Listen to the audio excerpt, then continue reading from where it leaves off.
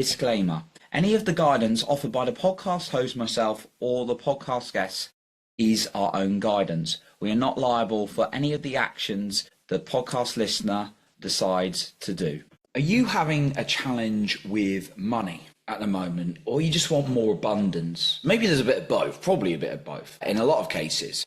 Well, today I'm going to share 3 key rules that I've learned about money over time that's helped me attract opportunities and generate more income. Welcome back to the podcast today. So thank you for being here. Money is a thing that a lot of people are challenged with. And if you're listening to this, I'm guessing that you want to learn more about money, or you want to get more money. Receive more money is a better word. Now, I'm not going to sit here and say I'm a multi-millionaire or billionaire. I'm going to sit here and share some of my learnings and things that have helped me go and really attract those opportunities, like I say. I've been in places where it's like I was so worried about if I could pay the bills in a month. Not the bills, but like my credit card off, or like what I was paying in terms of loans and things like that, to someone who has a real enjoyment of receiving money and enjoys life and what he does and gives to other people. And I've certainly learned from some great people in the personal growth industry teaching about money. And what I always look for is someone who's, for me in terms of mentoring, and I would suggest learning from someone who's really generating a lot is really key. But I'm going to give you some starting points that have helped me, because you may be in a point where you're really stressed about it, you're really anxious about it, you just don't feel like money comes to you easily, and I've totally been there. So I would suggest finding a millionaire, billionaire, whoever that you really resonate with and you would want their life. If it's someone, for example, who's like earning a lot of money but got a lot of stress, a lot of tension, maybe you don't want to learn from them, but maybe you want to learn from someone who's got a more flowing and effortless life. They do a lot of things, but they always seem like they got good energy and they're generating a lot of money. And I particularly decided to talk about this because I do sales as well, and I see a lot of people struggling with money, and even for like 6-7 decades of their life they've been struggling for money, and they're still wanting to do stuff, but they're like, I've always struggled with money, they'll say to me.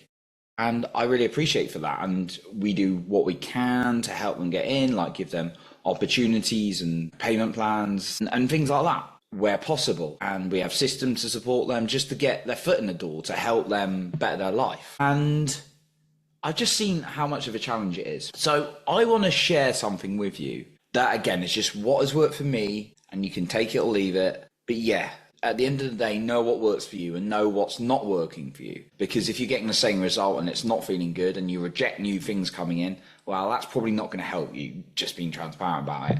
People are like, oh, well, that feels good, but I'm going to keep sticking to what I'm doing, even though it's not working for them. So just again, doing something new. And I will say, well, again, I like to be a man of truth, and sometimes I have to say the hard truths in order to help people, sometimes in sales conversations, in coaching conversations in the past, and on this podcast, just because I don't want to be that nice guy, pat you on the back saying you're doing a good job when it's clearly not serving you. I want to be that person who comes from tough love as much as possible. And it is difficult to do that. I don't always get it right?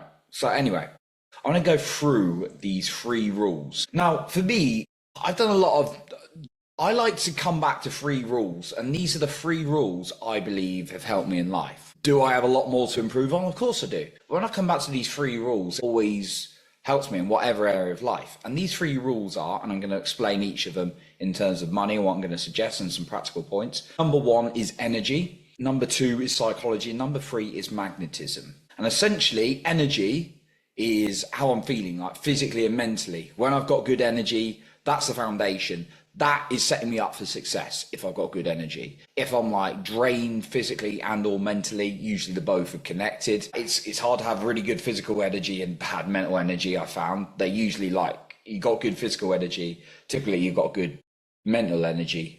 But yeah, you can obviously have your own, you could be like a very like fit individual, but actually mentally you got struggling. But like I'm talking about having good energy, but usually when you've got good exercise, you've got better mental health usually, but you know, it's not always the case. Anyway, having good energy both mentally and physically is the foundation. Number 2, psychology, the words and pictures in your head, which are about beliefs as well, that you think about things.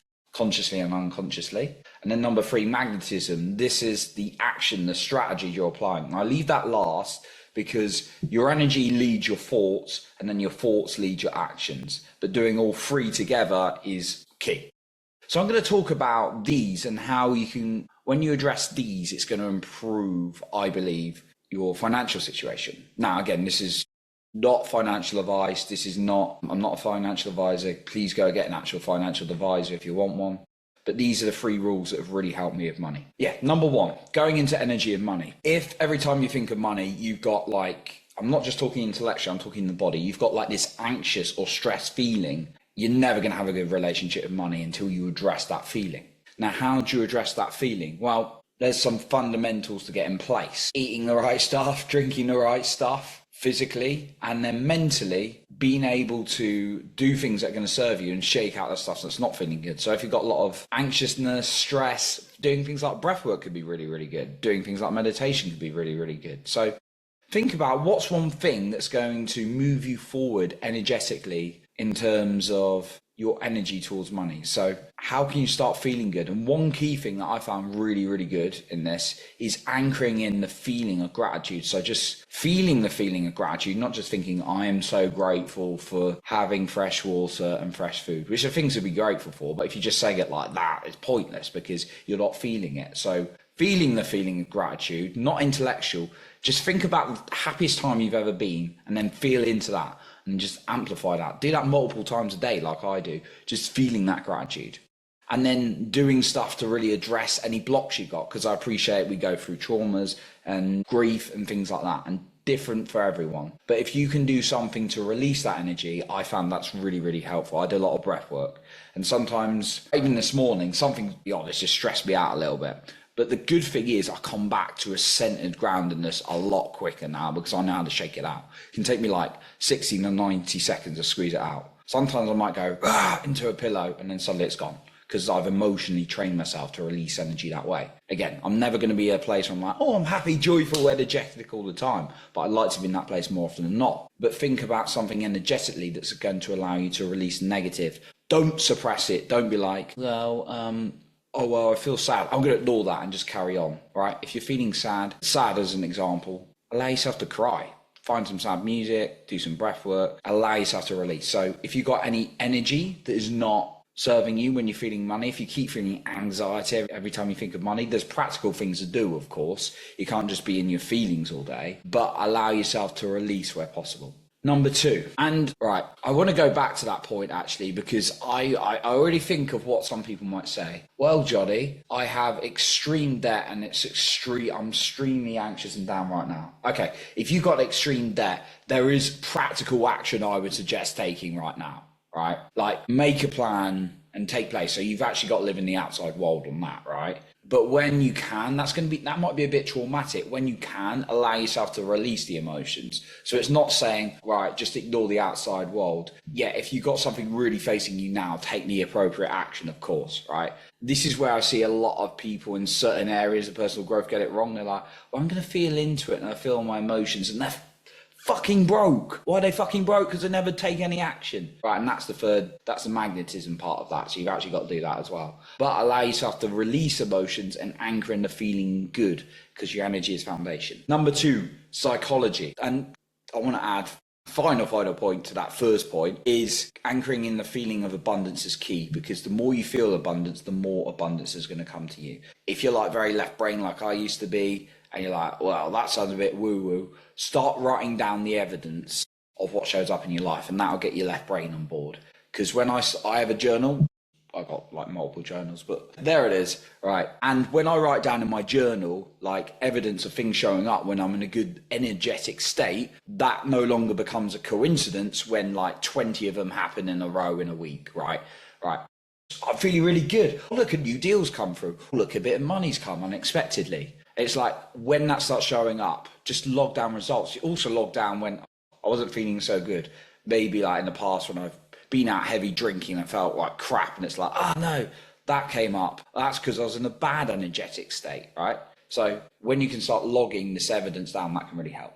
Number 2, be aware of every word and picture in your head. Not every single moment of every day, because that'd be impossible, but the common occurring ones. So if you're like seeing yourself as someone broke, struggling, there's a great book called Cybernetics, which I'd recommend reading. It's about like images and the words in and the picture, mainly the pictures in your head. But the words and pictures are basically what your thoughts are. So allowing yourself to see yourself as successful and with a lot of money, and then feeling that, coming back to the energy, is really going to build certainty. I've done that so much. And do you know what? When I go into sales conversations with people, I used to be scared about talking about money, right? Now I go in with a sense of certainty. I want to serve that person and help that person. And I've got that image in my head of me being helpful or being of service, rather than like, oh, this like sleazy person I could be like talking about money.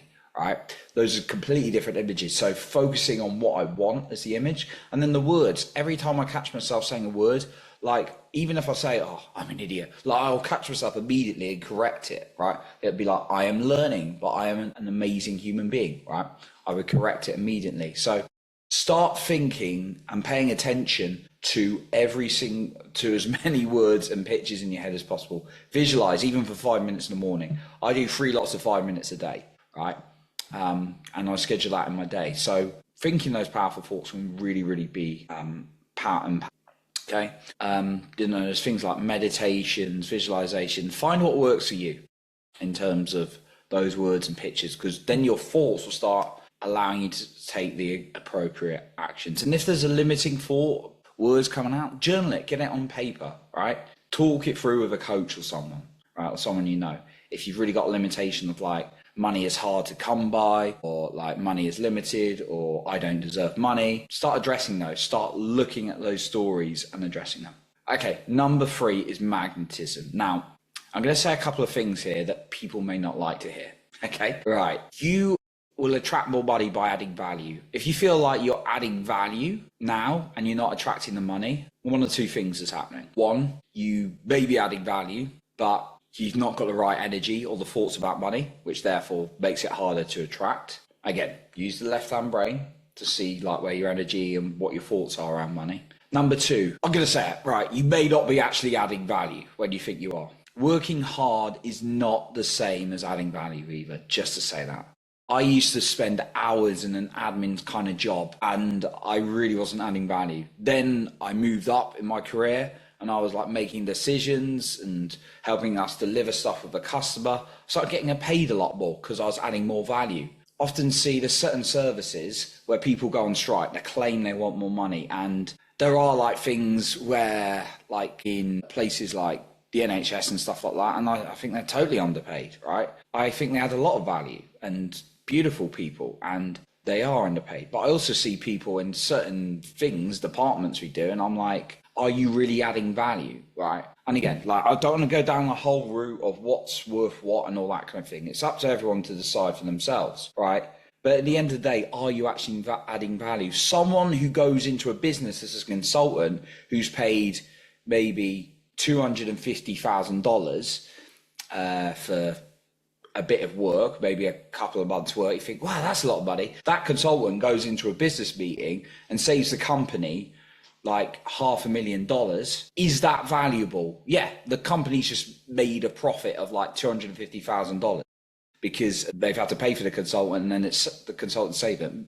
Maybe there's different examples on that, but really think about how you can add value in life. Are you really adding value? I work for a guy called Peter Sage. He is amazing. He constantly is looking at everyone at different levels of their wealth, and he's offering stuff all the time. He's offering free stuff. He's offering like high paid stuff for in-person retreats. He is constantly asking himself, how do I add more value? And not surprisingly, he's an 8-figure entrepreneur. Ask, how can you add more value? And the second part to this, and we're talking about strategy here, is be a giver, not just a taker. Now, allow yourself to receive with gratitude when things come your way, like you receive something, someone gives you some money, they buy you a meal, whatever. Receive that with gratitude and feel gratitude. Don't feel guilt. Guilt will push more money away. When you receive with abundance, that's going to help. But like, okay, I'm going to talk about this one. Again, this may upset some people, but this is what I know to be true. The people who are both happy and wealthy that I know are really good givers. Like, they will give because they feel good to give. And then the money comes up as a side thing, right? The people I know, like I've talked to who are struggling with money, not always, but often, they can be beautiful people, really kind-hearted people, but they're often like, right, I'm going to try and grab much free stuff. And I appreciate that's where some people may be, or things as cheap as possible, and like try and grab as much out of it as possible, right? Whilst I think that's great, like there's a different energy sometimes with it. So if you're someone who's just like, well, why is my life not improving? Why am I not getting more money? And you spend all your money on like holidays and alcohol and nights out. And then when you come to your own growth, you're like, I'm just going to grab a load of free stuff and hope it changes me, right? That's probably the problem. And then you're thinking, well, I give a lot. You've got to give for the joy of giving rather than giving to get. That's what I found in my experience. I used to be like, right, I'm creating all this free content. Admittedly, when I started my business, I'm giving all this free content, therefore I must get a load of money back. That's where the ego side of me was coming from. Instead of, I enjoy giving and whatever comes will come its way. And then do you know what? I've done like well over 1,000 podcast episodes, and I do that for the joy of doing it. Now, I receive money from other areas because when you give and you enjoy giving, it will come out of different areas. Surprisingly, I personally found. So if you're someone who's just like, right, well, I work like so hard in my job. Well, it's like, if you've got the intention of, I'm doing this just so I can get a raise, which is fair enough, rather than having this, I'm enjoying to giving and my intention is to go up, but I'm also not attached to the outcome. When you start getting more attached to the outcome, it can be challenging as well, because then you get into a fear-based energy. You do not want to be that. You want to be in abundance. Again, I'm not saying like challenging emotions will come up. That's why you allow yourself to release them. But start giving for the pleasure of giving, rather than being on a place of like, right, I'm going to get as much like stuff as possible. I'm going to drag all this out. And, oh, well, I'm working really hard at my job, therefore I deserve more money. And then you have this like resentment and this anger. That is not going to serve you. So in summary, and again, this is just what I believe, because like, yeah, the people who are like the richest people I know, who I talk to, I've interviewed on my podcast, they're just like, they enjoy giving. They just enjoy giving. They're just like, and then like the money comes as a side thing, right? Now, if you're really struggling with debt, practically work a plan to work on that, right? 100%, right? It's not like, oh, well, I'm just going to give up on searching for money even though I'm in debt. And I'm just going to give, because obviously then you're just going to get like bills and letters and notifications. So if you're in a really tight situation, of course, address that. You know, some people have to take second jobs and things like that. Like I'm in debt before. I've had to work out like solutions. But yeah, give to give where possible. Like it's best to get your money to a neutral position and then start giving to enjoy it, having a good energy about it, and then writing what shows up in your life. Like I do these podcasts to enjoy them. Like, yeah, I have made money at my podcasts, right? But I do it to enjoy as a fundamental. So you need to come from that place, not intellectually, but on a physical level. Okay? So by all means, consume as much as you like, you know, what you like free podcasts, low pay courses or books or whatever. That's great. But make sure you're also, and I'm not saying you need to invest in a $10,000 program tomorrow or anything like that. You know, I've done that many times, but I'm saying make sure you're also doing things to give. You're giving back. I give to like charity just because it feels good. Like people often have like donations on their pages when they're giving you free content. Very minimal. I'm not doing that, by the way, now. I'm not even, going to do that. But people say, oh, if you'd like to buy me a coffee or give me a donation for the free content I'm putting out there. Like very little people do it because they don't understand the rules about money. It's like when you can give more out of a place of enjoyment and feeling good, that's when you're going to receive more. And when you receive more money, opportunities from people, don't reject it, allow it, take it, treasure it. So that's my lessons on money today that I've learned that have really, really helped me. And again, you can be like, Johnny, you're talking crap. I'm not going to listen to you. Cool, no problem. Or you can be like, that resonated. I'm curious, right? And just look at people, study people. If you don't resonate with me, look at people who have got a lot of money, who have got a good life. Just study them and see what they're doing, okay? So that's what I've got for you today. Thank you so much for listening. And remember to lead with your heart and not with fear.